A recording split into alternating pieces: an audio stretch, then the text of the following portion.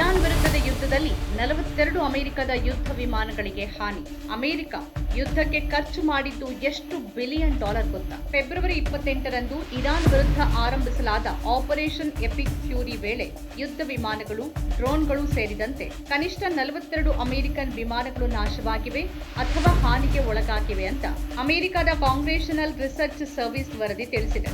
ಕೆಲವು ಮಾಹಿತಿ ಇನ್ನೂ ಗೌಪ್ಯವಾಗಿರೋದು ಹಾಗೂ ಯುದ್ಧ ಕಾರ್ಯಾಚರಣೆಗಳು ಮುಂದುವರೆದಿರುವ ಕಾರಣ ಹಾನಿಗೊಳಗಾದ ಅಥವಾ ನಾಶವಾದ ವಿಮಾನಗಳ ಸಂಖ್ಯೆಯಲ್ಲಿ ಮುಂದಿನ ದಿನಗಳಲ್ಲಿ ಬದಲಾವಣೆ ಆಗುವ ಸಾಧ್ಯತೆ ಇದೆ ಅಂತ ಸಿಆರ್ಎಸ್ ವರದಿ ತಿಳಿಸಿದೆ.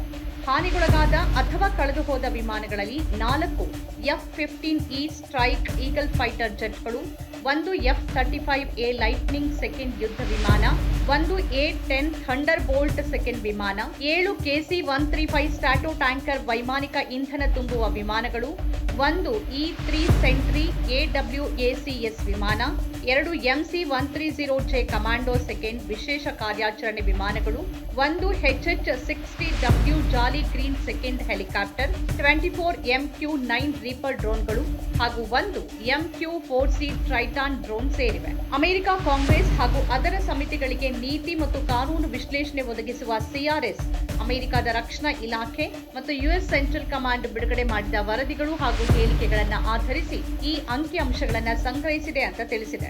ಮೇ 12ರಂದು ನಡೆದ ಹೌಸ್ ಅಪ್ರಾಪ್ರಿಯೇಷನ್ಸ್ ಉಪಸಮಿತಿಯ ವಿಚಾರಣೆಯಲ್ಲಿ ಪೆಂಟಗನ್ನ ಕಾರ್ಯನಿರ್ವಹಣಾ ನಿಯಂತ್ರಕ ಜೂಲ್ಸ್ ಡಬ್ಲ್ಯೂ ಹಸ್ಟ್ III ಸಾಕ್ಷ್ಯ ನೀಡಿದ್ದು, ಇರಾನ್ನಲ್ಲಿನ ಸೇನಾ ಕಾರ್ಯಾಚರಣೆಗಳಿಗೆ ಇಲಾಖೆಯ ವೆಚ್ಚದ ಅಂದಾಜು 29 ಬಿಲಿಯನ್ ಅಮೆರಿಕನ್ ಡಾಲರ್ ಏರಿಕೆಯಾಗಿದೆ ಅಂತ ಹೇಳಿದ್ದಾರೆ. ವೆಚ್ಚದ ಹೆಚ್ಚಳದ ಬಹುಪಾಲು ಹಾನಿಗೊಳಗಾದ ಉಪಕರಣಗಳ ದುರಸ್ತಿ, ಅವುಗಳ ಬದಲಾವಣೆಗೆ ಸಂಬಂಧಿಸಿದ ಪರಿಷ್ಕೃತ ಅಂದಾಜಿನಿಂದ ಉಂಟಾಗಿದೆ ಅಂತ ಅವರು ಹೇಳಿದ್ದಾರೆ.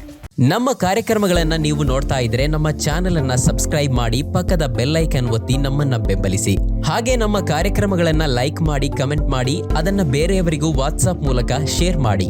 ನೀವು ಹೀಗೆ ಮಾಡಿದಾಗ ನಮ್ಮ ಚಾನೆಲ್ ಇನ್ನಷ್ಟು ಮತ್ತಷ್ಟು ಜನರಿಗೆ ತಲುಪಲು ನೀವು ನಮ್ಮೊಂದಿಗೆ ಸಹಕರಿಸಿದ ಹಾಗಾಗುತ್ತೆ. ಇದು ನೀವು ಯಾವುದೇ ಖರ್ಚಿಲ್ಲದೆ ಕೆಲವೇ ಸೆಕೆಂಡುಗಳಲ್ಲಿ ನೀಡಬಹುದಾದ ಸಹಕಾರ. ಧನ್ಯವಾದಗಳು.